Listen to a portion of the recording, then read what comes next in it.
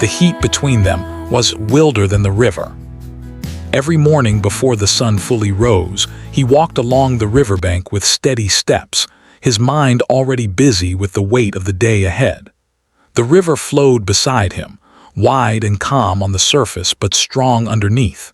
To him, it was not beautiful in a poetic way. It was practical. It gave water to the land, work to the people, and direction to those who understood it. Ion understood it well, because in many ways his life moved just like that river, quiet on the outside, heavy within. He lived in a small house not far from the river, a place built by his father many years ago. After his father passed away, the responsibility of the home had fallen on Ion's shoulders. His mother depended on him, and so did the rhythm of daily life. He worked long hours, spoke little, and kept his emotions tightly controlled. People in the area respected him. They saw him as reliable, strong, and sensible. No one saw the parts of him that were tired or the thoughts he never shared. On the other side of the river lived Meher. Her mornings were slower. She often sat near her window, watching the light change over the water as the day began. To her, the river was alive. It reflected moods, carried stories, and whispered memories from faraway places. Meher had moved there after a quiet ending to a life she once thought would last forever.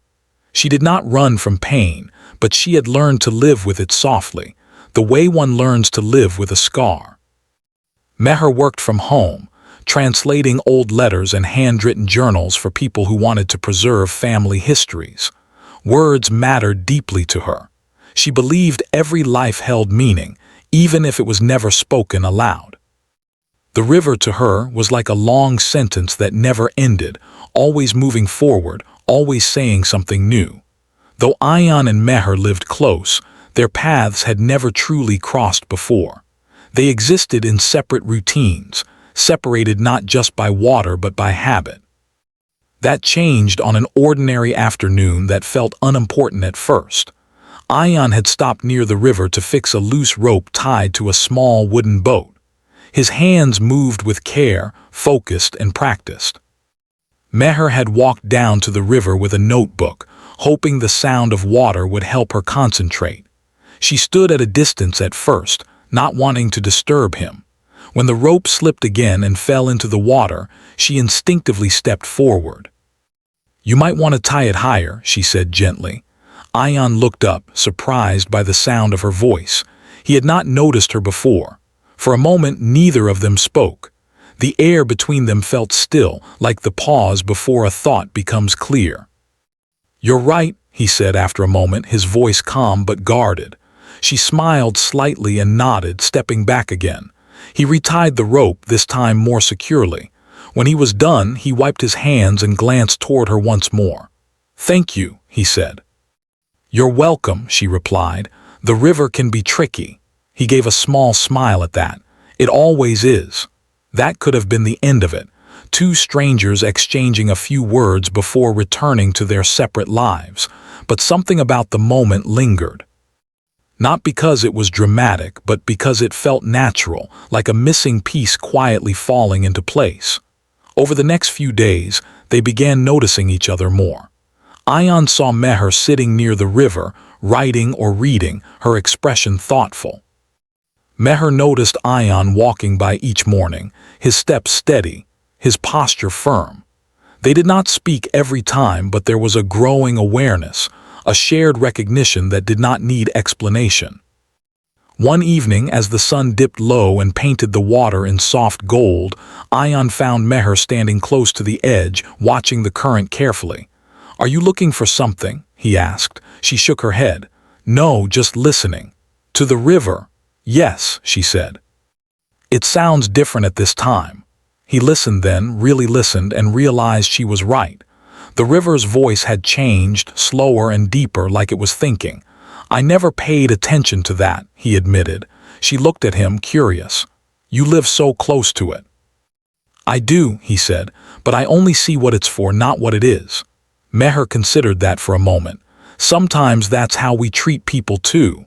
Her words stayed with him long after they parted. Their conversations grew gradually, never rushed. They talked about small things at first, the weather, the river, the quietness of the town. Then slowly, carefully, they shared more. Meher spoke about her work and her love for stories that were almost forgotten. Ayan spoke about responsibility, about how life had shaped him early and firmly. Neither spoke of heartbreak or loss directly, but both felt it present, like a shadow that did not need naming. There was a warmth between them that neither expected. It was not loud or obvious. It lived in pauses, in glances, in the comfort of silence. The river flowed beside them, constant and watchful, as if it understood what they could not yet say. Ayan found himself lingering longer by the water now. His morning slowed. His thoughts wandered. He noticed things he never had before. The way the light shifted on the river's surface, the way Meher's expression changed when she spoke about something meaningful, the way he felt lighter when she was near. Meher, too, felt something stirring inside her. She had learned to be careful with her heart, to protect it from disappointment. Yet around Ayan, she felt steady rather than afraid. His presence was grounding, like the solid earth beneath the flowing water. They were still standing on opposite banks of their own lives, cautious and uncertain. But something invisible had begun to form between them, something warmer and stronger than either expected. It did not rush or demand attention. It waited, patient and quiet, growing with every shared moment. Neither of them knew it yet, but the heat between them was already beginning to rise, wilder than the river, deeper than the distance they believed separated them. The days began to change in small, almost unnoticeable ways. Ayan did not plan to spend more time near the river, but somehow his steps always slowed when he reached it. What was once just a path became a place where his thoughts felt lighter. Meher noticed it too. She found herself choosing the same time each day to walk down to the water, as if her routine had quietly adjusted itself around the chance of seeing him. At first, their meetings were brief. A few words exchanged, a shared smile, a moment of silence that felt comfortable rather than awkward. But even in those short moments, something deepened. They were learning the rhythm of each other without trying. Ayan noticed how Meher listened more than she spoke, how she tilted her head slightly when she was thinking. Meher noticed how Ayan always stood facing the river, as if it helped him speak more freely. One afternoon, the sky grew cloudy and the air felt heavy. Meher sat on a flat stone, her notebook resting on her lap, but the words refused to come. Ayan approached quietly and stopped a few steps away. "Bad writing day?" he asked gently. She smiled without looking up. "Something like that. Some days the words hide." He nodded, understanding more than he expected to. "Some days thoughts do the same." She looked at him then, surprised. "You think a lot." "Too much," he admitted.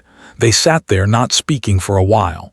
The river moved steadily, its sound filling the space between them. Meher closed her notebook. "Do you ever wonder," she asked, "how many stories pass through this place without anyone noticing?" Ayan followed her gaze across the water. "I think many stories go unnoticed everywhere. That's why I try to save some of them," she said softly. He turned to her. "That's important work." Her smile was warm, touched by gratitude. In that moment, Meher felt seen, not for what she had lost in life, but for what she still carried within her. As the days passed, their conversations grew longer. They began walking along the river together, matching their pace naturally. They spoke about childhood memories, simple dreams and moments that had shaped them. Ayan shared how he had learned early that life did not wait for feelings. Responsibility came first. Meher shared how she had once believed love was enough to solve everything, and how she had learned that even strong feelings need patience and understanding. Neither spoke with bitterness. There was honesty in their words, and respect in the way they listened. Sometimes they did not speak at all. They sat side by side, watching the river reflect the sky.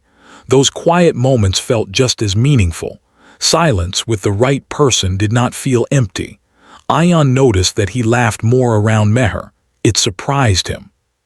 He had forgotten what it felt like to be light. His worries did not disappear, but they softened. He found himself thinking of her during the day, wondering what she might be writing, what stories she was uncovering. Meher noticed how safe she felt in his presence. There was no pressure, no need to explain herself.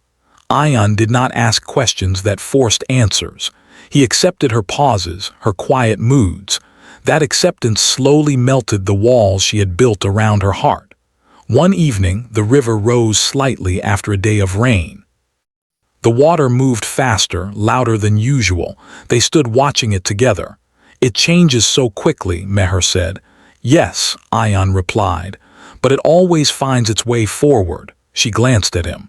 "Do you believe people can do the same?" He thought for a moment. "I think they can if they allow themselves to." She smiled at his answer, sensing that it came from experience rather than hope. With each meeting, the bond between them grew stronger, though neither named it. There was an unspoken understanding, a careful respect for each other's past. They did not rush. They allowed the connection to grow naturally, like the river shaping its banks over time. Sometimes Meher would bring old letters to read near the water.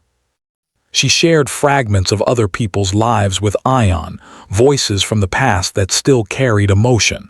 He listened attentively, moved by the honesty of strangers he would never meet. "These stories matter," he said once, "even if no one else hears them." "That's why I keep them alive," she replied.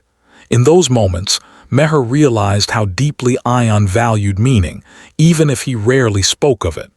His quiet nature hid a depth she was only beginning to understand. As the sun set one evening, casting long shadows across the riverbank, Meher felt a strange mix of comfort and caution. Her heart recognized something real, something warm, yet a part of her remained careful. She had learned that closeness could lead to pain if not handled gently. Ayan felt the same tension. He knew his life was already full of obligations. He wondered if he had space for something new, something that asked not for effort but for openness. The thought both excited and frightened him. Still, neither pulled away. The river continued to flow beside them, witnessing their growing closeness. The bond between Ayan and Meher was no longer accidental. It was intentional in its quiet way, built on trust, shared moments, and understanding. Though no promises were made and no words spoken aloud, the space between them felt charged with emotion. The heat between them did not burn or rush. It warmed, steadily and patiently, stronger with every shared step along the river's edge. Life rarely allows calm moments to stay untouched for long. Just as the bond between Ayan and Meher began to feel steady, reality slowly stepped in, testing the quiet balance they had built. It did not arrive suddenly or loudly. It came through small pressures, familiar voices, and old responsibilities that refused to stay silent. For Ayan, those pressures came from home. His mother had begun to notice the changes in him. He stayed out longer in the evenings, his thoughts often drifting away even while sitting at the dinner table. One night, as she poured tea, she looked at him carefully. "You seem distracted these days," she said gently. "Is everything all right?" Ayan hesitated. He was not used to speaking about himself. "Everything is fine," he replied, though his voice lacked certainty. She sighed softly. "You have always carried too much alone. Remember, life does not stop just because we are strong." Her words stayed with him. Ayan knew what she meant. He was expected to think about the future, about stability, about making choices that made sense. There was comfort in predictability, in paths already chosen for him. What he felt near the river did not fit into those clear lines. At the same time, Meher was facing her own quiet struggles. A letter arrived one morning, unexpected and heavy. It was from a relative who believed Meher should return to the life she had left behind, to routines that felt safe but empty. The words were polite, but the message was clear. It was time to settle, to stop living in between. Meher folded the letter slowly, her hand steady but her heart unsettled. She had worked hard to build a life that felt true to her, even if it was simple. Yet doubt crept in. Was she avoiding something, or was she finally listening to herself? That evening she went to the river earlier than usual. The water was restless, moving faster than before. Ayan arrived soon after, noticing the tension in her posture. "You're quiet today," he said. She forced a small smile. "Just thinking." They walked together, but the silence felt heavier than before. Finally, Meher spoke. "Do you ever feel like life keeps pulling you back to places you've outgrown?" Ayan stopped walking. "Yes," he said honestly. "Often." She looked at him, searching his face. "What do you do then?" "I remind myself that responsibility doesn't disappear just because we change," he replied. "But sometimes I wonder who I might have been if I chose differently." Her eyes softened. "That sounds lonely." "It is," he admitted. For the first time, the distance between them was not physical but emotional. They were standing close, yet both were guarded by their own fears. Over the next few days, misunderstandings began to form, not through arguments but through silence. Ayan found himself pulling back, unsure of how to balance his growing feelings with the expectations around him. Meher noticed the shift immediately. His replies became shorter. His presence felt distracted. She told herself not to assume, not to expect. Still, her heart felt uneasy. One afternoon, Meher waited by the river longer than usual. The sun moved lower, the sky changing color, but Ayan did not come. She eventually left, telling herself it was nothing, yet the walk home felt longer than before. When they finally met again, days later, the warmth between them felt strained. "You've been busy," Meher said, trying to keep her tone light. "Yes," Ayan replied. "Things at home," she nodded. "I understand." But understanding did not erase the feeling of distance. They sat by the river, the water rushing past, louder than usual. The calm they once shared felt replaced by something uncertain. "Ayan," Meher said carefully, "if something is changing, I'd rather know than guess." He looked at the river, struggling to find the right words. "Nothing has changed," he said, though part of him knew that wasn't entirely true. She did not push him further, but the silence that followed felt heavy. That night both lay awake, replaying the conversation in their minds. Ayan felt torn between what he felt and what he believed he was supposed to do. Meher felt the familiar ache of uncertainty, the fear of opening her heart only to be met with hesitation. Days passed, and the river rose again after heavy rain. Its once calm surface became wild and unpredictable. The path along the bank grew muddy, difficult to walk. When Ayan saw the river like that, he felt a strange reflection of his own emotions. Strong, restless, pulling in different directions. Meher avoided the river for a while. It hurt to sit there alone, remembering the comfort they once shared. Yet the river also called to her, reminding her that change, though painful, was part of living. When they finally met again, it was unplanned. Ayan was standing near the water, watching the current, when Meher approached quietly. "I didn't expect to see you here," she said. "Neither did I," he replied. They stood in silence, the sound of rushing water filling the space between them. "I don't want to pretend nothing is happening," Meher said finally, "but I also don't want to pressure you." Ayan turned to her, his expression honest and tired. "I don't know how to make room for what I feel without letting something else fall apart." Her eyes met his. "Sometimes things fall apart because they no longer fit." Her words struck him deeply. He wanted to say more, to explain the fear that held him back, but the words stayed locked inside. For the first time since they met, the river felt less like a meeting place and more like a dividing line. They parted without resolution, both carrying a mix of longing and restraint. The bond between them had not broken, but it had been tested. Like the river during a storm, their connection was facing forces beyond its control. And neither knew yet whether it would calm again or change them forever.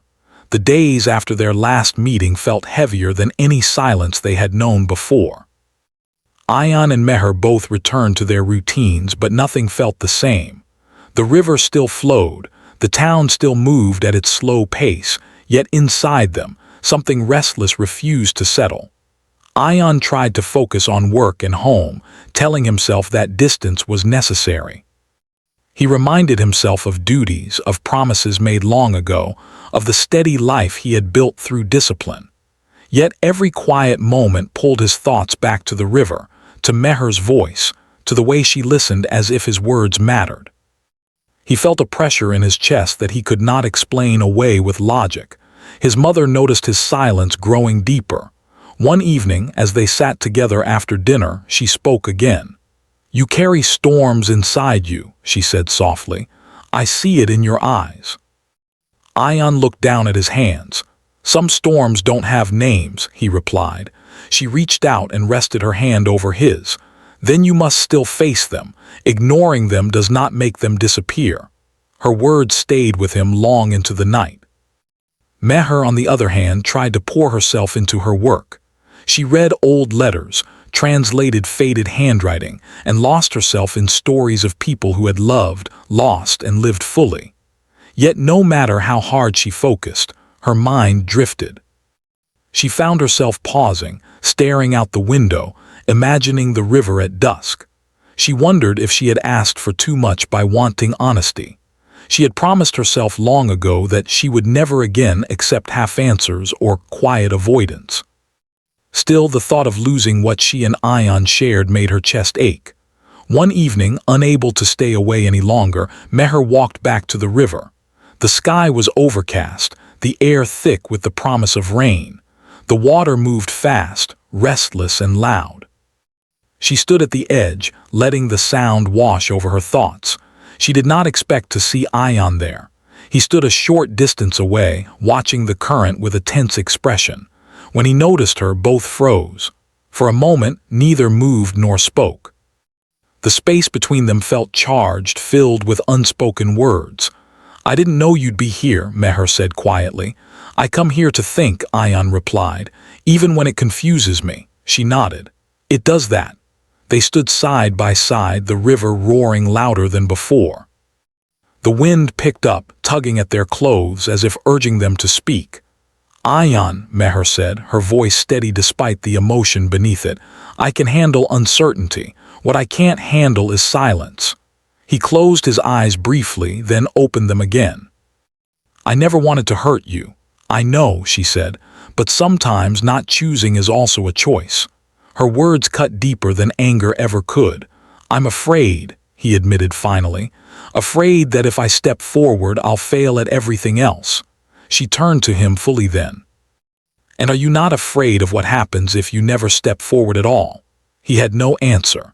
The wind grew stronger, and a few drops of rain began to fall. The river surged, wild and powerful, mirroring the emotions neither could contain any longer. "I didn't plan for this," Ayan said. "For you, for what I feel." Meher's eyes softened. "Neither did I, but that doesn't make it less real." For the first time, he looked directly at her without pulling away. "Being near you makes me question the life I've built." "And that scares me." She took a slow breath. "Being near you makes me hope again, and that scares me too." Rain began to fall more steadily, but neither moved. The moment felt too important to escape. "I don't need promises," Meher continued. "I just need honesty." Ayan swallowed hard. "Then here is my honesty. I care for you more than I allow myself to admit, and I don't know how to carry that without breaking something." She stepped closer, not touching him, but close enough that he could feel her presence. "Sometimes things break so we can rebuild them better." The rain soaked through their clothes, but the cold did not reach them. The heat between them was not physical. It lived in their words, their honesty, their shared vulnerability. It burned quietly but fiercely. Ayan felt something inside him loosen, as if a tight knot had finally begun to untangle. "I don't know what the future looks like," he said, "but I know I don't want to keep pretending that what I feel doesn't matter." Meher's eyes filled, but she smiled. "That's all I needed to hear." They stood there, letting the rain fall, letting the river roar, letting the truth settle between them. For the first time, the storm inside them felt shared rather than lonely. When the rain finally eased, the river began to calm slightly, though it still moved with strength. The sky lightened, and a faint glow appeared at the horizon. They walked together along the riverbank, slower than before, their steps careful but aligned. "We don't have to decide everything today," Meher said. "No," Ayan agreed. "But we shouldn't run from it either," she nodded. "Whatever happens, I want it to be real." "So do I," he said. That night both returned home changed. The fear had not disappeared, nor had the challenges ahead. But something stronger had taken its place: understanding. The river, once a symbol of distance and tension, now felt like a witness to truth. It had seen their silence, their hesitation, and finally, their courage. The storm inside them had not destroyed what they shared. Instead, it had stripped away the walls, leaving behind something raw, honest, and deeply alive. And though neither knew what part of their story still waited ahead, they both understood one thing clearly now: the heat between them was not something to fear. It was something to respect, to listen to, and to face with open eyes. The days that followed felt quieter but not empty. After the storm by the river, Ayan and Meher did not rush into anything. They did not make promises they were unsure they could keep. Instead, they allowed space for truth to settle, the way the river slowly returns to its natural rhythm after heavy rain. Ayan noticed the change in himself first. He still woke early, still followed his routine, still carried responsibility on his shoulders. But something inside him had shifted. He was no longer pushing his feelings aside. He had accepted that they existed, that they mattered. This acceptance did not weaken him as he once feared. Instead, it gave him clarity. One morning, as he helped his mother prepare breakfast, she watched him closely. "You seem lighter," she said. He paused, surprised. "Do I?" she smiled. "Yes, like someone who has finally spoken a truth out loud." He did not explain further, but he did not need to. For the first time in a long while, he felt seen at home too. Meher, meanwhile, felt a calm strength growing within her. She returned to her work with focus, but now without the heaviness she once carried.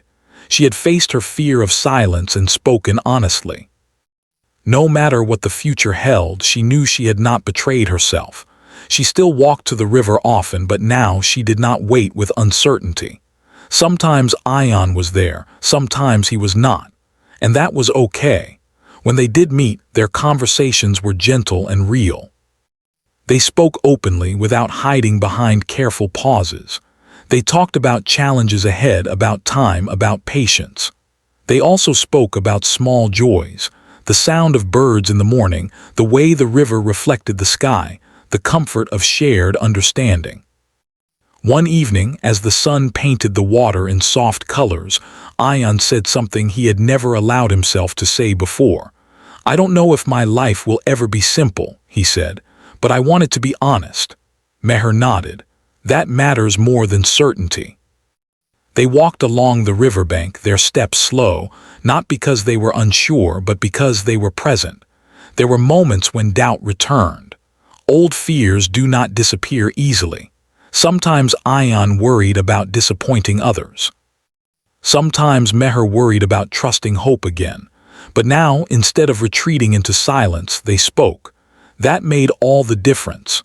The town remained the same, unaware of the quiet transformation taking place by the river. People passed by, unaware of the depth of what had been built there, not through grand gestures but through patience and truth. One afternoon, Meher received another letter from her relative. This time, she read it calmly.